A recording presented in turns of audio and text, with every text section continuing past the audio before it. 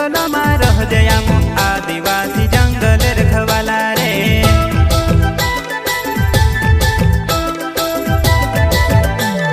चल जंगल जमीन काजे पूजे रे आदिवासी दुनिया ने रखवाला रे।